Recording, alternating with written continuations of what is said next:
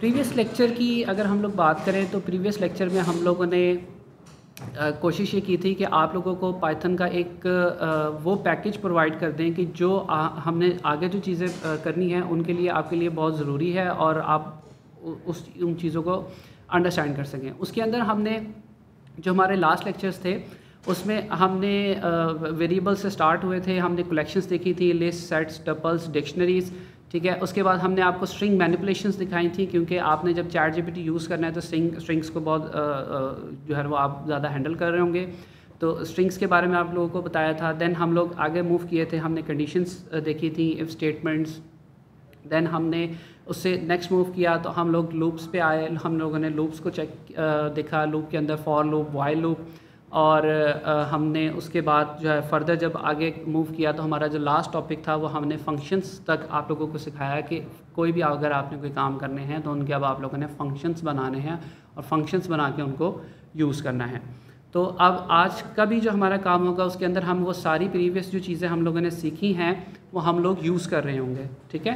तो जिन लोगों ने तो वो लेक्चर देख लिया है हमारा, उनके लिए वो चीज़ें बहुत ज़्यादा आसान होंगी, और जो लोग अभी तक जो है ना ये इसी सोच में पड़े रहे हैं कि हमने लेक्चर देखें या उनको टाइम नहीं मिला, तो उनके लिए थोड़ा सा हो सकता है कि आज वो कंफ्यूज हों, बट कंफ्यूज होने की ज़रूरत नहीं है, ये भी आपके पास रिकॉर्डिंग में मौजूद होगा।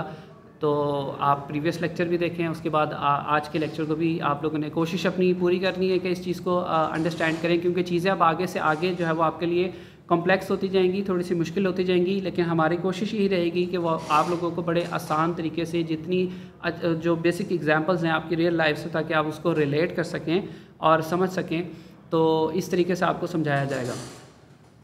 जी sir. You want me to put on the slides? I think कि हम मैं पहले एक दफ़ा सवाल पूछ लूँ इन लोगों से कि फंक्शंस की कितने लोगों को समझ आई है, ज़रा मुझे जवाब दें कमेंट्स के अंदर, ताकि मैं उस हिसाब से हमने फंक्शंस पढ़ाए, स्ट्रिंग्स पढ़ाई, वेरिएबल्स पढ़ाए, बेसिक प्रोग्रामिंग पढ़ाई, वैल्यू रखना, वैल्यूज़ को प्रिंट कराना, आर्गुमेंट्स के बारे में बताया, पैरामीटर्स के बारे में बताया। अब हमने कुछ प्रैक्टिकल प्रोग्रामिंग करनी है, उससे पहले मैं आपको कुछ कॉन्सेप्ट्स क्लियर करूंगा। सेंटिमेंट एनालिसिस क्या होता है, एपीआई क्या होता है, ओपन एआई एपीआई वगैरह वगैरह। जल्दी से मैं कुछ कमेंट्स देखूंगा। That's fine, that's fine, that's fine. So आज हम कुछ कॉन्सेप्ट्स को ना हल्का सा टच करेंगे, क्योंकि मैं पहले इनको पढ़ा दे चुका हूँ, डिफरेंट वीडियोस भी मैं इन पे बना चुका हूँ, बट आई स्टिल अज्यूम कि कुछ लोगों ने हमें अभी रिसेंटली ज्वाइन किया है। सो क्लासिफिकेशन का कॉन्सेप्ट हम समझ लेते हैं, एपीआई का कॉन्सेप्ट समझ लेते हैं। एक और सवाल करूंगा मैं एपीआई का कॉन्सेप्ट समझाने से पहले कि मैंने एक स्टोरी बिल्ड की थी लेक्चर के स्टार्ट के अंदर। मैंने कहा था मैं पूरा लेक्चर इस स्टोरी, पूरा सीरीज स्टोरी के साथ बार बार कनेक्ट करूंगा, जिसके अंदर मैंने एक शेफ को हायर किया था, मैकेनिक को हायर किया था, मॉडल ट्रेन किया था, उसको डाटा दिया था, और फिर एपीआई से कारोबार के ऑनर जो है वो बाहर से ऑर्डर लेता है और फिर मैकेनिक से इंफॉर्मेशन लेता है और आगे दे देता है। कितने लोगों को वो स्टोरी याद है? प्लीज टेल मी, कितने लोगों को वो स्टोरी याद है? सो एपीआई का कॉन्सेप्ट क्लियर है। क्लासिफिकेशन क्या है? Classification is a machine learning technique to use to categorise data into different classes. Simple. देखिए मेरी बात सुने कि जब भी आप मशीन लर्निंग के अंदर, आर्टिफिशियल इंटेलिजेंस के अंदर, कमाल तो सारा डेटा का है। डेटा को कहीं तो हमने क्लासिफाई करना है। क्लासिफाई मतलब करने के बाद ये है कि जैसे कि आपको कोई एक पाइल दिया जाता है डेटा का, उसके अंदर किताबें भी हैं, उसके अंदर बॉल्स भी हैं, उसके अंदर फ्रूट्स भी हैं, उसके अंदर बहुत कुछ है, सारा इंफॉर्मेशन है।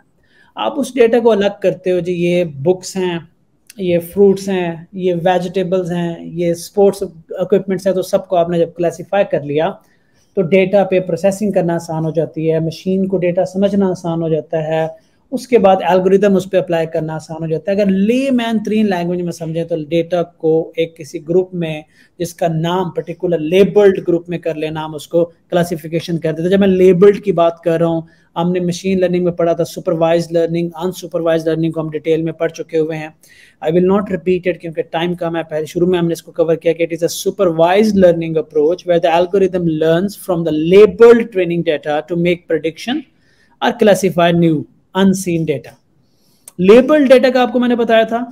How many people know labelled data? मैंने आपको एक माइक्रोसॉफ्ट एक्सेल शीट की एग्जांपल दी थी कि अगर उसके कॉलम के अंदर, एक कॉलम के अंदर आपने एज लिखी हुई है, दूसरे के अंदर आपने number of years in the school लिखा हुआ है, तीसरे के अंदर नंबर ऑफ कार्स लिखा हुआ, तो सारे नंबर आ जाएंगे।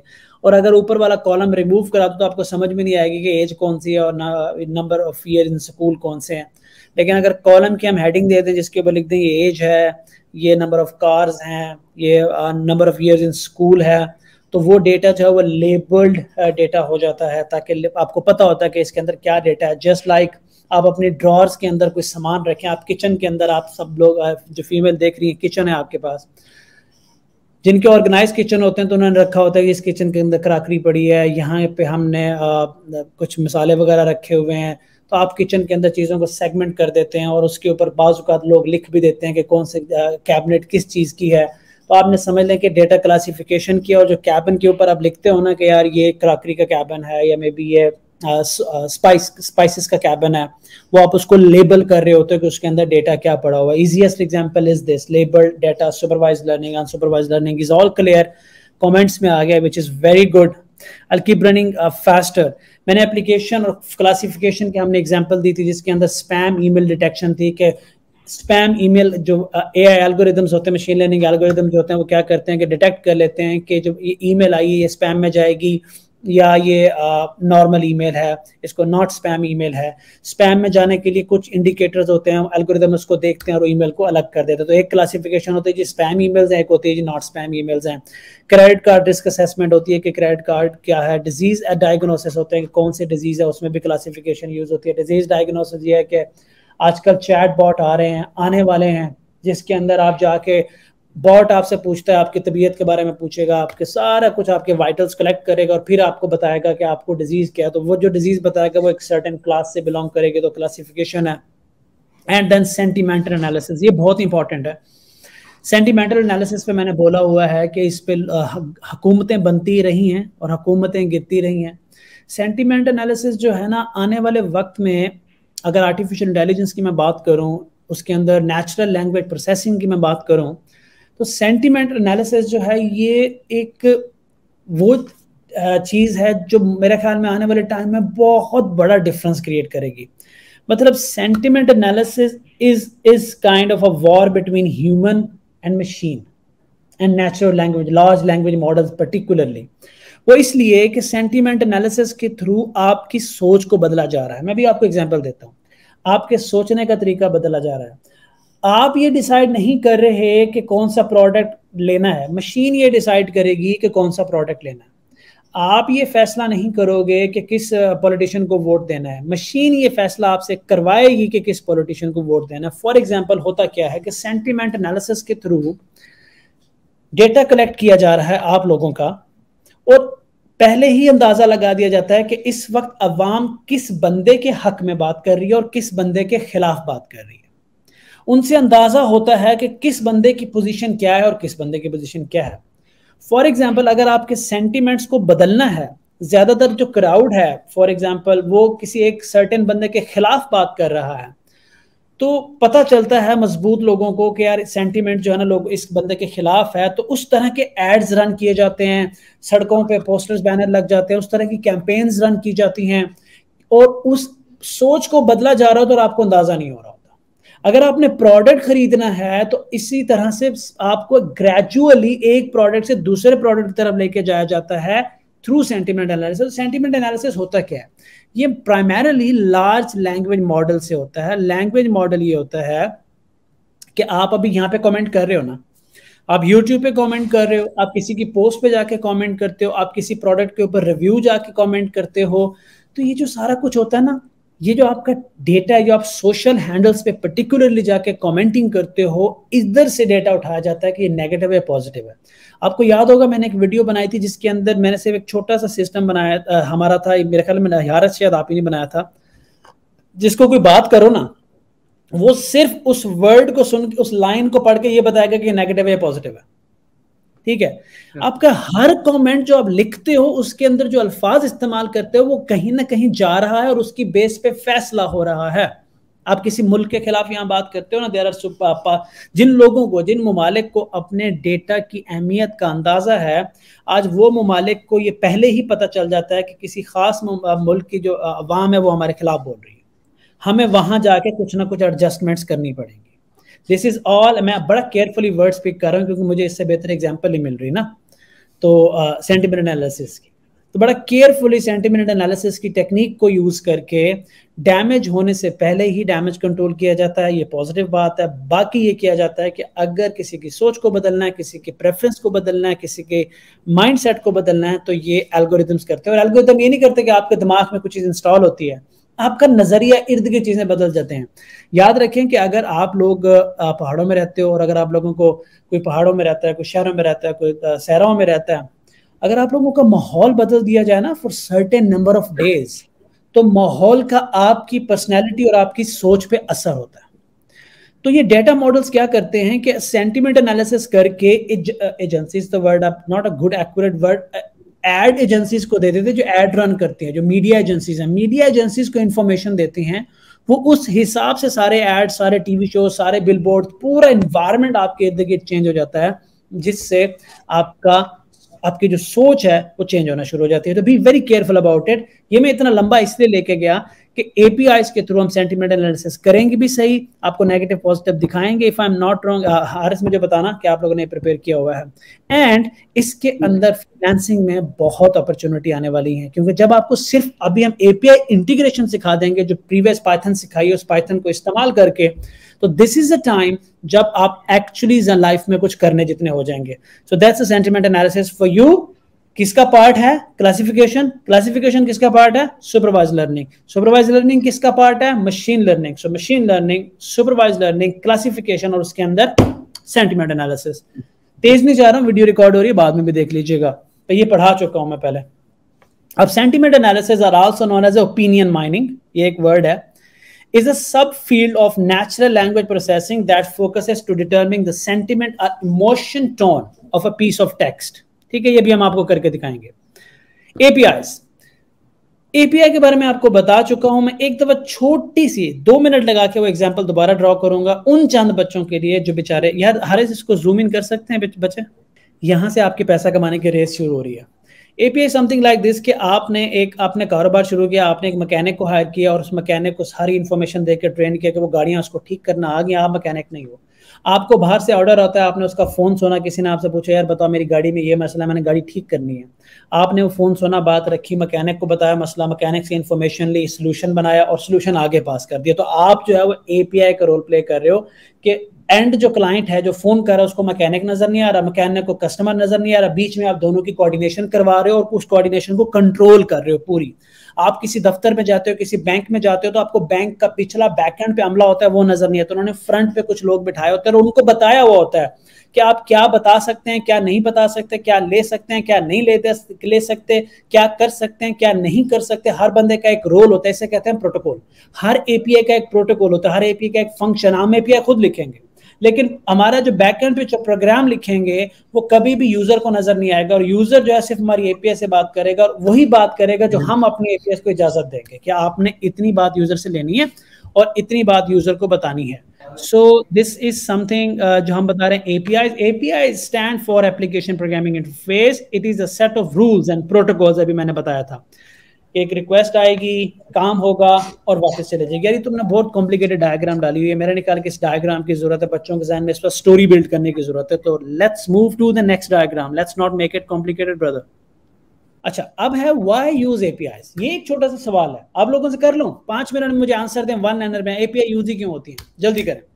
अगर आपके ज़हन में सही स्टोरी बिल्ड आई है, मुझे सही आंसर चाहिए कि एपीआईज बनाने की जरूरत ही क्या है। मैकेनिक को सीधा डायरेक्ट इन टच कराओ, जिसकी गाड़ी खराब हो, बीच में बंदा बिठाया क्यों है भाई? जल्दी जल्दी बता दें फौरन से। I need to understand. 1 line है, एक वर्ड में भी बताया जा सकता है, एक वर्ड में भी बताया जा सकता है। Please to communicate. देखो कम्युनिकेट तो ठीक है इमरान, बट कम्युनिकेट क्यों? हसन आपने कहा कम्युनिकेट, तो कम्युनिकेट क्यों? कम्युनिकेट तो सब समझ में आ रहा है। Application together inter perform diagnosis function, communicate, ठीक है। फर्स्ट पर्सन ह्यूमन अंडरस्टैंडिंग किसी ने बोला। Secure and fast. फास्ट को मैं लो करूंगा, सिक्योरिटी। वन थिंग आप सोचें जरा कि बैंक में अगर आपको वो बाहर बंदे नहीं बिठाते जिनसे आप जाके बात करते हो, तो क्या लगता है आप जाके अपने पैसे तिजोरी में रख के लाएंगे पीछे और वहीं से जाके अपने पैसे डायरेक्ट निकालने का आपको इजाजत मिल जाए तो क्या करेंगे? चलें, हम बैंक के एपीआई बीच में से हटा लेते हैं। मतलब जो मैंने एक एग्जांपल दी थी, वो बंदे जो बैठे होते हैं काउंटर पे, जिनसे आप बात करते हैं, जिनको पैसे देते हैं और जिनसे पैसे लेते हैं, हम वो हटा देते हैं। तो आप क्या लगता है, आप जाके पैसे रखेंगे और वहां से अपने पैसे उठाएंगे? सिक्योरिटी सबसे जो इंपॉर्टेंट मैं देखता हूँ वो है सिक्योरिटी ब्रीच होता है। एपीआई बनाया जाता है कि हम कंट्रोल करते हैं, इतना बताना इतना नहीं बताना। आप मेरे ऑफिस में आएंगे ना, आपको बाहर गार्ड मिलेगा, या आगे आएंगे तो आपको एडमिन मिलेगा, आप अगर आ रहे हैं तो आपको एचआर मिलेगा। ये सारे वो लोग हैं जिनको हमने बताया हुआ है कि ऑफिस के बारे में क्या बताना है क्या नहीं बताना। अब हमारे कंट्रोल में है हमारी इंफॉर्मेशन, हमारा डेटा हमारे कंट्रोल में है, हमारी इंफॉर्मेशन एक्सेस नहीं हो सकती इररेलेवेंट मेथड से, हैक नहीं हो सकता इस वजह से। सो सिक्योरिटी है। उसके बाद है कम्युनिकेशन जो है। दूसरी बात यह है कि इसके अंदर हम डालते हैं कि एक एप्लीकेशन फॉर एग्जांपल बनी हुई एक टेक्नोलॉजी में, दूसरी एप्लीकेशन दूसरी टेक्नोलॉजी में बनी हुई है। कम्युनिकेट तो करना है ना, कोई प्रोटोकॉल एस्टैब्लिश तो करना है ना, मोबाइल से बात करना है सर्वर ने। कभी भी आप देखेंगे अगर एक फेसबुक का आपने खोला हुआ है, फेसबुक ऐप यहाँ खोली हुई है, फेसबुक ऐप खोल रहे हैं आप डेस्कटॉप पे, इधर कमेंट करें उधर नजर आएगा, ठीक है। कम्युनिकेट कैसे होता है? एपीआईज कि एक सर्वर जो है वो कम्युनिकेट डिवाइस को इंफॉर्मेशन भेज रहा है, मोबाइल डिवाइस क्लाउड को भेज रही है, क्लाउड से इंफॉर्मेशन फैच हो रही है और फेसबुक के पे वो टर्मिनल पे वो फेसबुक के कमेंट्स के अंदर शो हो रही है। तो एपीएस क्या करता है कि एक रिलेशन बिल्ड करता है, इनकम्पैटिबिलिटी को कंपैटिबिलिटी में हम कन्वर्ट कर लेते हैं। डिफरेंट एप्लीकेशन एक दूसरे से बात करती हैं। आप थर्ड पार्टी एप्लीकेशन यूज करते हो ना, अब चैट जीपीटी क्या है, अब हम उस तरफ आ रहे हैं। चैट जीपीटी बेसिकली अपनी एपीएस देता है। अब आपने देखा कि मैंने एक एप्लीकेशन बनाई जिसके अंदर हम एग्रीमेंट एनालिसिस करते हैं, लीगल एग्रीमेंट एनालिसिस करते हैं। मैंने चैट जीपीटी की एपीआई यूज करवाई है, लीगल एग्रीमेंट एनालिसिस। ऐसे बहुत सारे काम हैं। तो प्लीज आप समझ लें कि the bridge between different channels, Imran Asif, that's a right word, bridge है। आप इसे कहें कि secure controlled bridge between different channels, वो अच्छा हो जाएगा। मॉडल ठीक है, एपीआई एज अ मीडियम ठीक है। गुड आंसर, मेजॉरिटी ने कमाल का आंसर दिया है। So I will move forward. Come on boy, next let's move to the next slide. Okay, types of APIs. अच्छा, ये कुछ लोगों को समझ में ना आए तो इट्स ओके। जब मैं आप लोगों को एक प्रोटोकॉल सेट कर लेता आज हम अपने बीच में, बाज़ औक़ात कुछ ऐसे कॉन्सेप्ट्स होंगे मैं आपसे कहूँगा कि ये लाजमी समझना है, जब तक ये समझ नहीं आएंगे मैं आगे नहीं बढ़ूंगा। और कुछ ऐसे कॉन्सेप्ट्स आएंगे जिनमें मैं कहूँगा अच्छा ये अगर फिलहाल समझ में ना भी आया तो बाद में आप समझ लीजिएगा, ठीक है। तो there are 3 types of APIs: web APIs, library और framework APIs, operating system APIs. मेरे ख्याल में और भी टाइप्स आप इसमें कंसीडर कर सकते हैं, rename here and there. Okay, so number 1, web APIs. Web APIs क्या होते हैं? अभी मैंने आपको एग्जांपल दिया, ठीक है। वेब सर्वर पे आपने एप्लीकेशन अपनी डिप्लॉय की, आपने उसके ऊपर एप्लीकेशन प्रोटोकॉल को एक्सपोज किया, मोबाइल से कम्युनिकेट करवाया। लाइब्रेरीज क्या होती हैं? लाइब्रेरीज वो होती हैं जैसे, यार अभी हमने पाइथन में कोई लाइब्रेरी यूज की थी सर? अभी इनको लाइब्रेरीज का आज हमने कॉन्सेप्ट इसलिए ऐड किया कि लाइब्रेरीज का भी आज हमने इनको कॉन्सेप्ट देना है कि उसको रन टाइम पे समझाना। एपीआई अभी सिर्फ एपीआई बताओ, लाइब्रेरी में जब आप हिट करने लगना तब बताना कि ये लाइब्रेरी एपीआई है, वरना स्टोरी बिल्ड नहीं कर पाएंगे। तो ये कॉन्सेप्ट, ये सीक्वेंस यहाँ पे गलत रखा है। ऑपरेटिंग सिस्टम एपीआई के बताने की भी जरूरत नहीं है क्योंकि that is redundant. Are you gonna use it? I don't think so we gonna use operating system. इनको जस्ट इनको कॉन्सेप्ट देने के लिए कि एपीआईज 3 किस्म की होती हैं। That's when there are 3 types of APIs that should be enough। irrelevant information से डिस्ट्रैक्ट हो जाएंगे, आगे आने वाले कॉन्सेप्ट वैसे ही मुसीबत वाले हैं। ओके, स्लाइड्स के अंदर अभी हम जिस तरह से बात कर रहे थे टाइप्स ऑफ एपीआईज के ऊपर, तो आपके पास जो उसमें हमने 3 टाइप्स आपके साथ शेयर की हैं, उसमें मेंशन की हुई हैं जस्ट टू डिफरेंशिएट, ताकि आप लोगों को जब आप लोग, क्योंकि आप एपीआईज के साथ आप लोग काम कर रहे हो तो आप लोगों को उसके बारे में आइडिया ज़रूर हो कि इस किस्म की ये 3 टाइप्स की या इससे ज़्यादा किस्म की एपीआईज होती हैं, उनमें डिफरेंशिएट कर सको। बट हमने जो मोस्टली यूज़ करनी है, अभी हम फ्रेमवर्क एपीआईज यूज़ करेंगे। इससे नेक्स्ट स्टेप पे हम आपको लेके जाएंगे वेब एपीआईज की तरफ, ठीक है। अब हमारा जो आज का काम है उसके अंदर फ्रेमवर्क एपीआईज यूज़ होंगी। अब फ्रेमवर्क एपीआईज क्या होती है? हमारे पास पाइथन एक लैंग्वेज मौजूद है, ठीक है। अब मैं एज अ यूज़र अभी बिगिनर लेवल पे मौजूद हूँ और मैं पाइथन की बेसिक्स लर्न कर रहा हूँ, ठीक है। तो तो इसका मतलब ये है कि at a beginner level, initial level के ऊपर मुझे वो तमाम पाइथन की जो फंक्शनैलिटीज़ जो पाइथन के डेवलपर्स ने बना के दी हैं, मुझे वो तमाम की ज़रूरत नहीं है। तो जब मैं अपने सिस्टम के अंदर पाइथन का पैकेज इंस्टॉल करता हूँ, तो अब बिगिनर लेवल के ऊपर मुझे ज़रूरत जिस चीज़ की नहीं है, अगर वो तमाम चीज़ें उस पैकेज में ऐड कर दी जाएंगी और वो पैकेज बिला ज़रूरत इतना बड़ा मेरे लिए बना के दे दिया जाएगा, तो वो एक रिडंडेंट चीज़ है, वो एक यूज़लेस चीज़ है मेरे लिए, जो मैंने यूज़ करनी नहीं। इसलिए किया ये जाता है कि जो भी प्रोग्रामिंग लैंग्वेज बनाई जाती है उसके लिए जो फंक्शनैलिटीज़, जो डिफरेंट फंक्शनैलिटीज़ के लिए डिफरेंट लाइब्रेरीज़ बना दी जाती हैं। फॉर एग्ज़ाम्पल, इमेज प्रोसेसिंग करने के लिए लाइब्रेरी बना दी जाती है CV की, ठीक है, CV कंप्यूटर विजन वाली लाइब्रेरी बना दी जाती है। डाटा प्री प्रोसेसिंग करने के लिए पांडास की लाइब्रेरी बना दी। या मैं लाइब्रेरीज़ के नाम ले रहा हूँ, इनसे आपने घबराना नहीं है कि ये डिफरेंट से नाम है, ज़रा कॉम्प्लेक्स से ख़तरनाक से नाम है, इनसे आप लोगों ने नहीं घबराना। तो अब इनका मकसद ये होता है कि जिस यूज़र को जैसी रिक्वायरमेंट है वो वाली लाइब्रेरी अपने सिस्टम में इंटीग्रेट कर ले बाय इंस्टॉलिंग दैट लाइब्रेरी, ठीक है।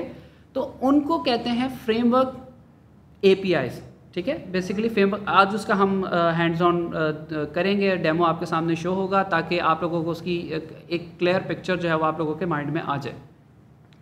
अब चूंकि अब हम लोग जो काम कर रहे हैं वो ये है कि अब हमने चैट GPT को यूज़ करना है। चैट GPT को यूज़ करते हुए कुछ डिफरेंट जो उसके हमें जो फंक्शंस हैं, कुछ फैसिलिटीज़ हैं, वो हमने यूज़ करनी है। तो अब हमें क्या करना पड़ेगा, हम नॉर्मल जो पाइथन यूज़ कर रहे हैं वो तो उसी तरीके से रहेगी, लेकिन अब चैट GPT की फंक्शनैलिटीज़ अपने सिस्टम में ऐड करने के लिए हमें उसकी जो फ्रेमवर्क API है वो ऐड करनी पड़ेगी। तो वो आज हम देखेंगे कि उस API को हम अपने सिस्टम में किस तरह से ऐड कर सकते हैं, और ऐड करने के बाद आपको क्या क्या चीज़ें रिक्वायर्ड होंगी to get started with chat GPT। और इन चीज़ों को दिखाने के बाद मैंने कोशिश ये की है कि नोटबुक के अंदर आप लोगों को रेफरेंसेस भी दे दूं, ताकि जब आप लोग वो चीज़ें कर रहे हों तो चैट GPT की जो वेबसाइट है जहाँ पर उन्होंने अपनी जो APIs हैं जो दी हैं, उसकी जितनी डॉक्यूमेंटेशन दी है वो भी, उसके भी तमाम लिंक्स हमारी जो नोटबुक है उसमें मौजूद हैं। तो आप लोग वहाँ से जाके भी उसको रेफ़र करेंगे, चीज़ों को देखेंगे, और तब आप लोगों को वो चीज़ें ज़्यादा, क्योंकि हमने आपको लिमिटेड टाइम स्पैन के अंदर लिमिटेड चीज़ें दिखानी हैं, तो उन लिमिटेड चीज़ों को हम कोशिश ये करेंगे कि आपको एक दफ़ा ऐसे समझा दें ताकि बाकी चीज़ें जब आप करने लगें अंडरस्टैंड, आपके बाकी मॉड्यूल्स बड़े ईजीली आप लोग उनको कवर कर लें। ओके, सो OpenAI के बारे में तो आप लोगों को हम लोगों ने इससे पहले जो चीज़ें दिखाई थी वो ये थी कि जो OpenAI ने अपना वेब UI दिया हुआ हमें, हम वहाँ से लॉगिन करते थे अपने अकाउंट के साथ, और वहाँ पे उसके इंटरफेस को यूज़ करते हुए उस चैट GPT के टूल को यूज़ कर रहे थे, और हम सारी उससे फंक्शनैलिटीज़ ले रहे थे। अब उन्होंने जो पैकेज बना के दिया हुआ है वो एक कंप्लीट हमारे पास पैकेज है जिसके अंदर आप काफ़ी सारी चीज़ें कर सकते हैं। इसके साथ हमने आपको एक डेमो दिया था OpenAI की प्लेग्राउंड का, ठीक है। उस प्लेग्राउंड में क्या था, आपके पास डिफरेंट पैरामीटर्स मौजूद थे, डिफरेंट आप उसके साथ उसके जो रोल्स थे वो डिफ़ाइन कर सकते थे, और उसके साथ आप लोग काम कर रहे थे। तो हमने आपको उनके पैरामीटर्स की कुछ हद तक अंडरस्टैंडिंग दे दी थी, आज मज़ीद अंडरस्टैंडिंग होगी। तो सबसे पहला काम ये आता है चैट GPT को यूज़ करने के लिए कि चैट GPT आपके जो नोटबुक है उसमें आप किस तरीके से इंटीग्रेट होगा। तो उसके लिए अब मैंने आपके सामने एक कमांड लिखी हुई है, पिप इंस्टॉल OpenAI। जब आप ये कमांड जो है उसको एग्जीक्यूट करेंगे, एग्जीक्यूट करने से क्या होगा, जैसे मैं आपके सामने ये सेल एग्जीक्यूट करता हूँ, तो एग्जीक्यूशन के लिए अब ये मेरे सामने इसने मुझे तो ये शो कर रहा है कि जनाब ऑलरेडी आपकी सेटिस्फाइड हैं रिक्वायरमेंट्स, बट ये जैसे ही आप इसको एग्जीक्यूट करेंगे ये इंस्टॉलेशन शुरू कर देगा। ये इंस्टॉलेशन कौन सी होंगी, ये OpenAI के जो पैकेजेस उन्होंने बनाए हुए हैं ये इंस्टॉल कर देगा मेरे सिस्टम में, ठीक है। अब ये चीज़ें मेरे सिस्टम में आ गई। अब वो सिस्टम में तो मेरे आ गई हैं, लेकिन अब उनको मैंने जब स्पेसिफिक कोड के अंदर यूज़ करना है तो फिर मैंने अपने सिस्टम को अपने कोड के अंदर मेंशन करके बताना है कि जनाब अब आपने कौन सा मॉड्यूल यूज़ करना है, क्योंकि एट अ टाइम आपके सिस्टम के अंदर बहुत सारी फ्रेमवर्क्स इंस्टॉल्ड होते हैं। तो जो स्पेसिफिक आपने यूज़ करना था आपने उसको क्या करवाना होता है, इंपोर्ट करवाना होता है, ठीक है। क्या करना होता है, इंपोर्ट करवाना होता है। तो इंपोर्ट OpenAI हमने ऊपर इंस्टॉलेशन किसकी की थी, ओपन एआई की। पहले इंस्टॉलेशन हुई, देन उसके बाद हम उसको क्या कर रहे हैं, इंपोर्ट कर रहे हैं। इसका मतलब हम सिस्टम को ये बता रहे हैं कि ओपन एआई की जितनी फंक्शनैलिटीज़ हैं उसको अब इंपोर्ट कर दो, रेडी टू यूज़ कर दो, ठीक है। वो बैकग्राउंड पे अब रेडी टू यूज़ है। जैसे ही मैं उनकी फंक्शनैलिटीज़ में से फ्रेमवर्क में से कोई भी दिया हुआ फंक्शन यूज़ करूँगा वो एग्जीक्यूट हो जाएगा, ठीक है। यहाँ तक जब आप लोग पहुँच जाएंगे तो इट मीन्स कि अब आप रेडी टू गो हैं विद ओपन एआई। लेकिन अब ओपन एआई आपको पता है कि आपसे जब आप वेब यूआई यूज़ करते हैं तो आपसे अकाउंट के अंदर लॉगिन मांगता है, और उसके साथ आप जब उसके फ्रेमवर्क की एपीआई यूज़ करेंगे तो वो आपसे रिक्वायर करेगा कि मुझे आप एक की जनरेट करके दें, एक की जनरेटेड की मुझे दें, ताकि हम एक आपकी जो है वो ऑथेंटिकेशन कर सकें, वेरिफिकेशन कर सकें कि ये एक वैलिड यूज़र है जो हमारी सर्विसेज को यूज़ कर रहा है, ठीक है। तो अब आप यहाँ पे तो मैंने आपके सामने एक की लिखी हुई है, और वो की मैंने क्या किया है, ये आपने कमांड्स हैं ओपन एआई, ठीक है, डॉट API की, ठीक है, ये मैंने उसमें स्टोर करवा दी, ओपन एआई की उसको दे दिया। अब आप लोगों के लिए ये जो चैलेंज आता है वो ये कि सर हमारे पास तो ओपन एआई की मौजूद नहीं है। उसके लिए सिंपल ये है कि ये जो आपके पास लिंक मैंने दिया हुआ है, इस लिंक पे आपने जाना है। इफ़ हम यहाँ पर इसको ओपन कर सकें तो मुझे इसकी स्क्रीन भी आपके साथ शेयर करनी पड़ेगी। जस्ट अब ये लिंक ओपन होता है तो मैं आपके साथ इसकी स्क्रीन शेयर करके तो मैं आपको दिखाता हूँ कि किस तरीके से आप लोग अपनी ख़ुद की जनरेट कर सकते हैं, ठीक है। और उसके बाद हम जब की हमारी जनरेट हो जाएगी तो हम आगे फर्दर जो है वो प्रोसीड करेंगे। अब हमारे पास जो ओपन एआई है जनरेट कर रहे हो, मैं कुछ यहाँ ऐड करना चाहूँगा कि ये कॉन्सेप्ट देते हैं कि ओपन एआई की ये क्या करते हैं। एपीआईज आप जहाँ भी देखेंगे ना, ये इंपॉर्टेंट कॉन्सेप्ट है, ज़रा इसको ध्यान से सुन लें कि जब आप बात करोगे एपीआईज की तो एपीआईज जो है ना, या उसके साथ आपको वर्ड सुनाई देगा टोकन, या वर्ड आएगा की, या इस तरह की इंफॉर्मेशन जरूर होती है। ये एक सिक्योरिटी के लिए एडिशनल पैरामीटर होता है। फॉर एग्जांपल मैं अगर इसको स्टोरी में बिल्ड करूं तो ऐसे करूं कि आप उसी बैंक में एंटर होते हो, लेकिन पहले आपको कहा जाता है, अगर बैंक हाईली सिक्योर है तो पहले आपसे कहा जाता है कि आप अपना कार्ड बनवा लो, ठीक है, आप अपना कार्ड बनवा लो और फिर अंदर जाओ, वरना नहीं जा सकते आप। तो काइंड ऑफ आप एक टोकन या एक कार्ड लेके, जो आपका पहले जब आप कार्ड लेते हो आपकी सारी वेरिफिकेशन होती है, फिर आप अंदर जाते हो, ठीक है। That's the concept of it. Okay सो हम मीनवाइल हमारी जो टैब है वो ओपन हो चुकी है ओपन एआई की। तो जैसे ही मैंने आप लोगों को लिंक दिया हुआ है, ये लिंक पे आप क्लिक करेंगे, अगर तो आपका गूगल अकाउंट लॉगिन होगा तो वो डायरेक्टली आपको इस स्क्रीन के ऊपर शो कर देगा। अगर आप लॉगिन नहीं है तो फर्स्ट आप लॉगिन कर लें। लॉगिन करने के बाद आप वो लिंक पे क्लिक करेंगे तो आप डायरेक्ट ये सामने आपके सामने API की वाली स्क्रीन ओपन हो जाएगी। यहाँ पे आपको एक बटन नज़र आ रहा है क्रिएट न्यू सीक्रेट की। तो क्रिएट न्यू सीक्रेट की पे जैसे ही मैं क्लिक करता हूँ तो वो मुझसे की का नाम मांगता है। मैं लिख देता हूँ होप टू स्केल टेस्टिंग, ठीक है। Okay I think it should be fine for. आपको ये सीक्रेट की का मतलब जरूर पता होना चाहिए प्लीज। सीक्रेट की हमेशा आप अपने पास रखते हो, ये आपकी एपीआईज के लिए हर इंफॉर्मेशन जितनी भी आप उस एपीआईज के हिट कर रहे हो, ये काइंड सबको कनेक्ट रखता है, आपकी एक हिस्ट्री भी मेंटेन होती है। तो की बहुत इंपॉर्टेंट होती है। तो उसका की का नाम आपने रखा और सीक्रेट की अपनी क्रिएट कर ली। Go ahead bro. ठीक है ओके जब मैं जैसे ही नाम मैंने दे दिया और मैं क्रिएट सीक्रेट की के बटन पे क्लिक करूंगा तो मेरी ये एक की जनरेट हो गई, ये एक यूनिक की मेरी जनरेट हो गई। इसको मैंने कॉपी कर लेना है और डन, ठीक है। अब ये कीज़ के बारे में मैं बता दूं कि इंडिविजुअली जब आप लोग ये कीज़ जनरेट करेंगे और यूज़ करेंगे तो ये अब आपकी पर्सनल सीक्रेट की है। अब हमारी तो क्योंकि स्क्रीन शेयर हो रही है, हम लोगों ने पब्लिकली एक की जनरेट की है ताकि वो तमाम हम अपने जो यूज़र्स हैं, अपने व्यूअर्स हैं, उनको दिखा सकें। आपने अगर अपनी की पब्लिक कर दी और उसके बाद वो कोई और यूज़र उसको यूज़ कर रहा है और अगर आपका पेड अकाउंट है तो आपको उसकी तमाम बिलिंग पे करनी पड़ेगी। सो ये बड़ी इंपॉर्टेंट चीज़ होती है। तो ये बड़ी इंपॉर्टेंट चीज़ होती है कि आपने अपनी की जो है वो लीक नहीं होने देती। तो इस वजह से हम भी अपनी जो कीज़ हैं आफ्टर दैट लेक्चर वो डिलीट कर देंगे। तो कुछ स्टूडेंट्स हमें ये कमेंट जो है वो करते हुए पाए जाएंगे, सर वो जो कोड है वो नहीं चल रहा। तो वो कोड आपका तब तक नहीं चलेगा जब तक आप अपनी की जो है वो खुद जनरेट करेंगे और की जनरेट करने के बाद जो हमने की दी हुई है उससे रिप्लेस करेंगे, ठीक है, फिर आपका कोड एग्जीक्यूट होगा। तो इस चीज़ का आपने बहुत अच्छे से ध्यान रखना है। तो ये की मैंने आपको जनरेट करने का तरीका दिखा दिया है। आई होप सो कि अब इस पर कोई स्टूडेंट्स को इशू नहीं होगा। सो मैं स्क्रीन अपनी जो है वो ये स्टॉप कर देता हूँ और अब हम दोबारा नोटबुक पे वापस आते हैं।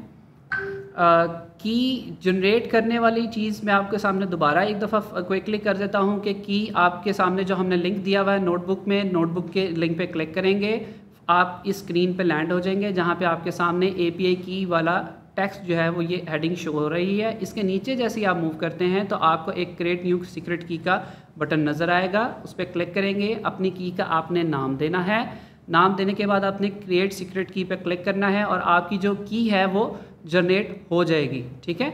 अब हमने क्योंकि मल्टीपल कीज़ इस टाइम जनरेट की हुई है तो हमारे पास थोड़ा सा इशू इस टाइम वो जनरेट कर रहा है। आपकी की जनरेट हो जाएगी, वो आपने कॉपी करके यूज़ करनी है।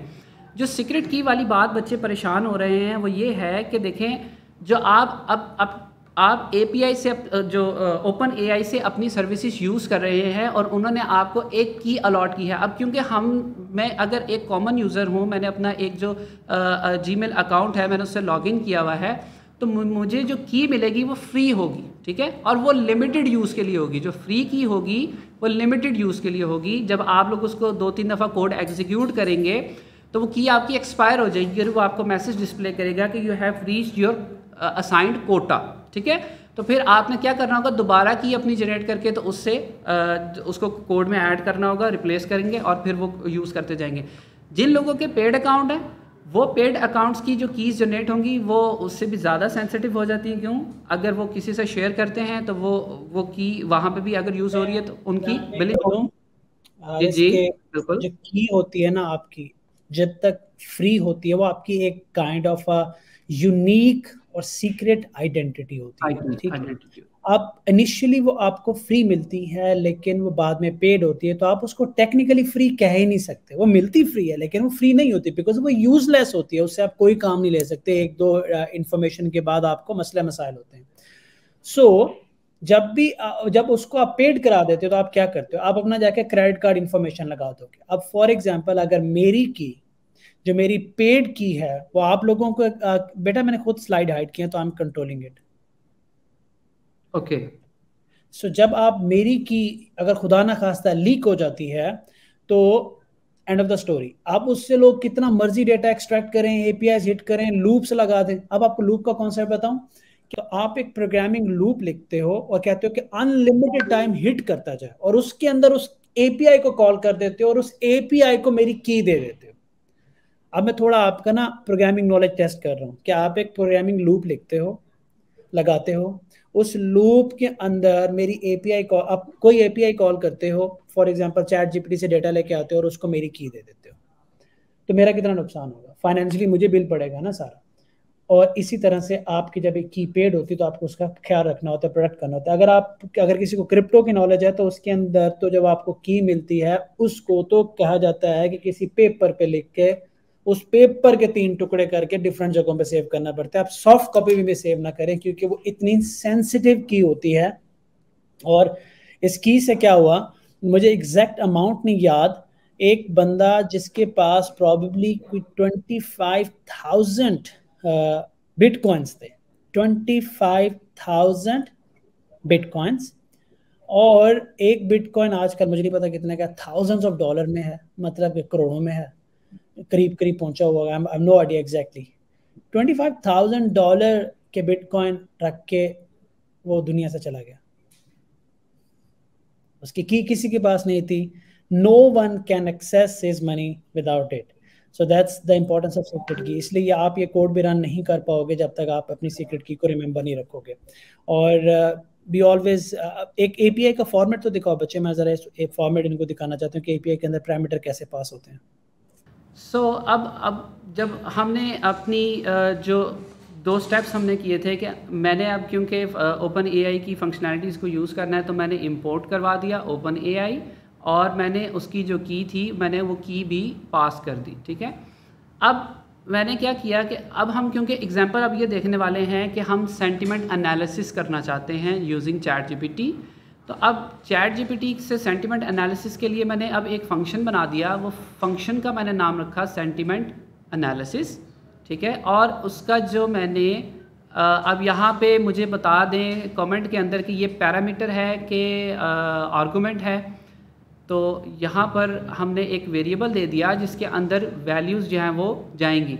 सो कमेंट्स के अंदर हमें अगर ये स्टूडेंट्स बता दें कि ये क्या चीज़ है, पैरामीटर या आर्गुमेंट, तो हमें पता चल जाएगा कि कितने बच्चों ने जो है वो आज की जो हमारी वीडियोस थी अपलोडेड वो देखी हैं कि नहीं। सो हमारे पास पैरामीटर आर्गुमेंट लॉजिक लड़ाई होती नहीं सर, लड़ाई नहीं, मोस्टली मेजॉरिटी ठीक जवाब दे रही है। अब आप ये लोग सोच रहे होंगे तमाम स्टूडेंट्स कि ये हमारे सामने एक अजीबोगरीब सी ये जो मुश्किल सी चीज़ आ गई है, ये क्या है, ठीक है। तो अब आप लोगों ने इस चीज़ से बिल्कुल भी परेशान नहीं होना। ईच एंड एवरीथिंग ये देखें, मैं अगर आपको नोटबुक पे दिखाऊं तो यहाँ पर ये मैंने एक लिंक हाईलाइट किया हुआ है, ये मैं लिंक हाईलाइट कर रहा हूँ। ये तमाम चीज़ें जो आपके सामने स्क्रीन पे शो हो रही हैं, ये आपके साथ लिंक शेयर किए हुए हैं, उनके ऊपर ईच एंड एवरीथिंग मौजूद है। तो ये समझाने के बाद मैं आपको वो भी दिखाऊंगा कि हमने इसको कैसे एक्सट्रैक्ट किया है और आप उसको कैसे यूज़ कर सकते हैं। तो मैं आपको बता रहा था कि मैंने एक सेंटिमेंट एनालिसिस का फंक्शन बनाया और उसके अंदर मैंने एक पैरामीटर के तौर पर बता दिया कि यहाँ पर एक टेक्स्ट आएगा, ठीक है। क्या आएगा? टेक्स्ट आएगा। मैंने तो वेरिएबल का नाम लिखा है जिससे वाज़ेह तौर पे शो हो रहा है। आप इसकी जगह कोई और वेरिएबल नेम भी लिख सकते हैं। अब इसका एक स्पेसिफिक जो है वो स्ट्रक्चर है। वो क्या है? एक स्पेसिफिक स्ट्रक्चर आपके सामने शो हो रहा है जिसमें कर्ली ब्रैकेट्स लगी हुई हैं और वो ब्रैकेट्स के बाद जो है वो उसके अंदर कुछ चीज़ें लिखी हुई हैं। ये जो आपके पास चीज़ें शो हो रही हैं, ये देखें, आपके पास एक लिखा हुआ है रोल, कॉलन लगा हुआ है, देन आपके पास सिस्टम है, फिर कॉमा सेपरेटेड है, देन आपके पास एक की है, देन उसके बाद आपके पास एक वैल्यू है। अगर आप लोग पिछले कॉन्सेप्ट से रिलेट कर पाएँ तो यहाँ पे आपके पास की वैल्यू सिस्टम चल रहा है, ठीक है। अब APIs के अंदर होता यह है कि वो एक फॉर्मेट को फॉलो करती हैं जिसे कहते हैं जेसन फॉर्मेट, जो कि ऑलमोस्ट बल्कि तकरीबन सेम ही डिक्शनरी जैसा होता है, जो हमने आपको अपने प्रीवियस लेक्चर्स में बताया था कि की होगी, उसके साथ उसकी एक वैल्यू होगी, ठीक है। तो इस चीज़ से आपने घबराना बिल्कुल भी नहीं है कि ये क्या चीज़ है, क्योंकि ये थोड़ा सा लेंथी टेक्स्ट है, इस वजह से ये चीज़ बड़ी हो गई है। अब मैं आपको जल्दी क्विकली बता दूं कि क्योंकि जब चैट जीपीटी से हम काम लेने लगे हैं तो अब हमने क्या करना है, सिस्टम उसके 2 पार्ट होंगे। वो पार्ट ये होगा कि एक पोर्शन में हम सिस्टम को बता रहे होंगे कि तुम क्या हो, तुम क्या करोगे, ठीक है। और एक पार्ट में हम ये बता रहे होंगे कि यूज़र को तुमने क्या देना है, क्या रिस्पॉन्ड करना है। एक पोर्शन, एक जो आपके पास ये जो जेसन फॉर्मेट है, ये जो डिक्शनरी आपके पास शो हो रही है, ये सिस्टम को बताएगी। सिस्टम के पास जो हमारा क्या कहते हैं, एक रिक्वेस्ट जाएगी, वो होगी कि हम उसमें क्या तुम्हें यूज़र देगा, सिस्टम को बता दिया। और सिस्टम ने हमें क्या देना है वो हमने यहाँ पर बता दिया कि तुमने इस चीज़ के बदले में यूज़र को क्या रिस्पॉन्ड करना है। अब मैंने क्या किया हुआ, यहाँ पे एक बताया हुआ है रोल। किसका रोल? सिस्टम का। सिस्टम क्या करेगा?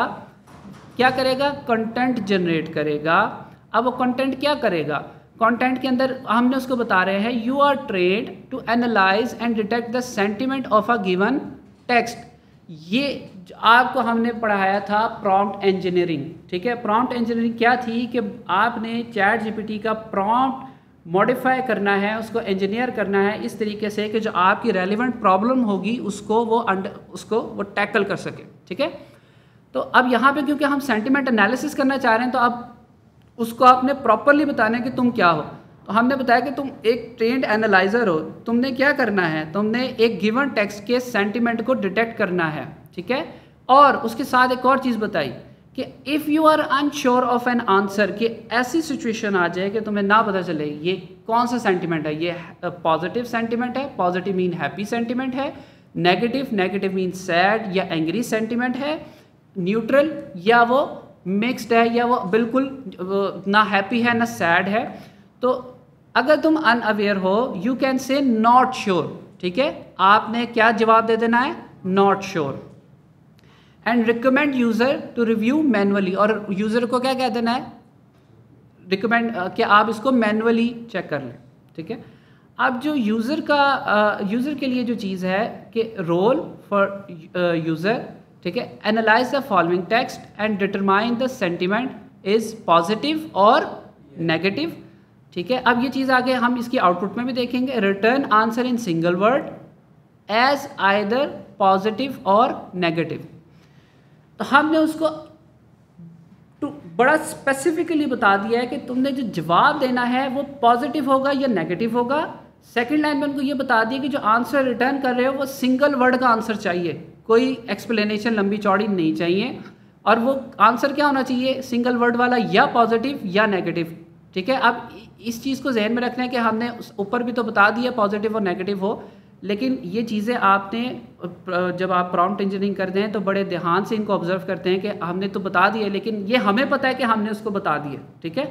सिस्टम को आइडेंटिफाई आप लोगों ने करवाना है थ्रू योर प्रॉम्प्ट, ठीक है। अब यहाँ पे आगे क्या है, ब्रैकेट में मैंने लिखा, मेंशन किया हुआ है टेक्स्ट, ठीक है। ये टेक्स्ट कहाँ से आ रहा है, ये टेक्स्ट जो ऐसा मैंने पैरामीटर पास किया था ना, वेरिएबल, ठीक है।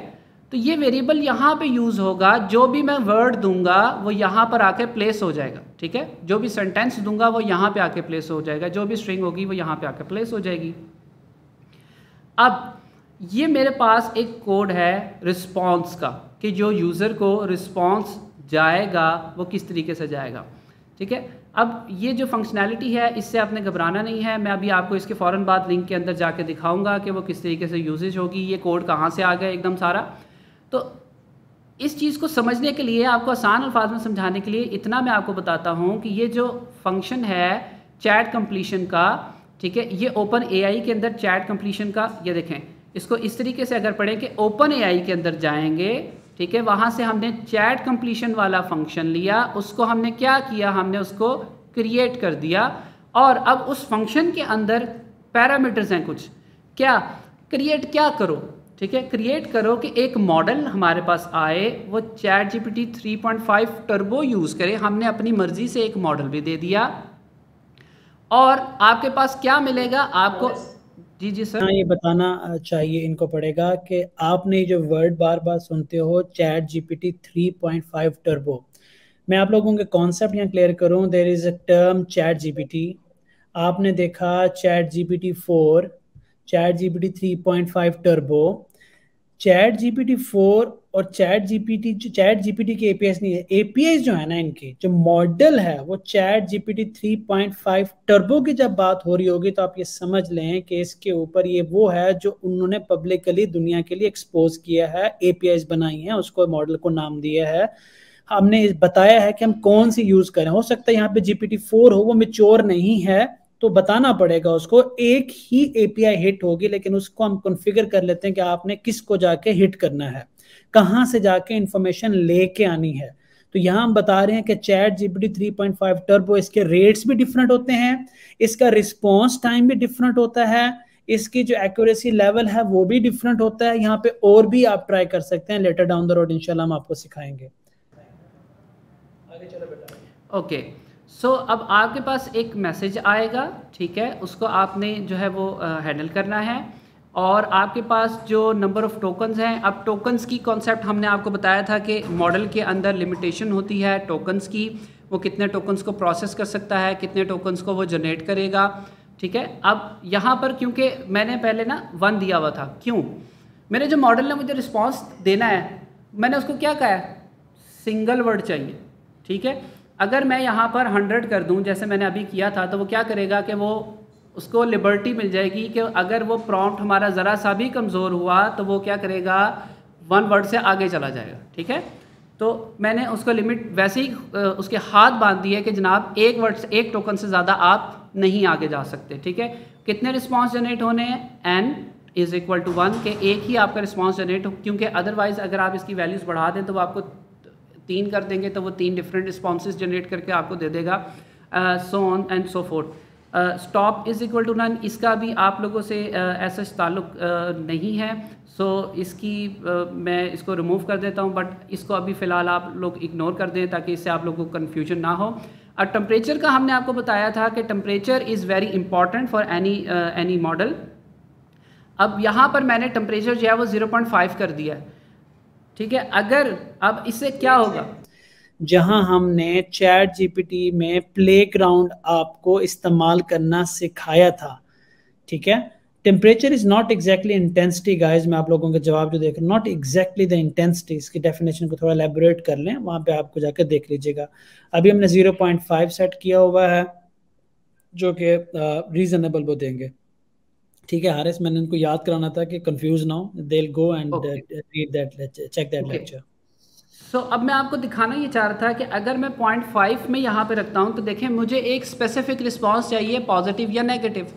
टेम्परेचर क्या करता है कि मॉडल की क्रिएटिविटी के साथ हम छेड़छाड़ करते हैं, तो मॉडल क्या करता है कि सिंपल रिस्पांस को वो क्रिएटिविटी में जाता है और वो डिफरेंट किस्म के उसको ब्यूटीफाई करके आपके सामने मज़ीद जो है वो एलेबोरेट करके आपके सामने वो रिस्पांस को दे देता है। तो अब यहाँ पे मैंने उसको रिस्पांस को ज़ीरो ही रखा है। उसकी क्या रीज़न है, मैं नहीं चाहता कि मेरा मॉडल जाकर कोई और क्रिएटिव आंसर मुझे पॉजिटिव की जगह कोई नया वर्ड ला के दे रहा हो। मुझे सिर्फ पॉजिटिव चाहिए और नेगेटिव चाहिए, दैट्स इट, इसके अलावा कोई चीज़ नहीं चाहिए, ठीक है।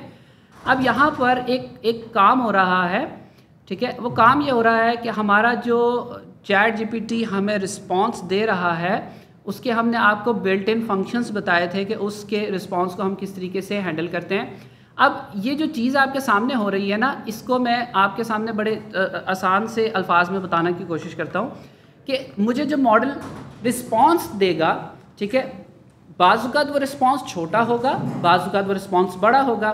वो रिस्पांस जो है वो मेरे पास आएगा एक लिस्ट की फॉर्म में। किस फॉर्म में, लिस्ट की फॉर्म में, ठीक है।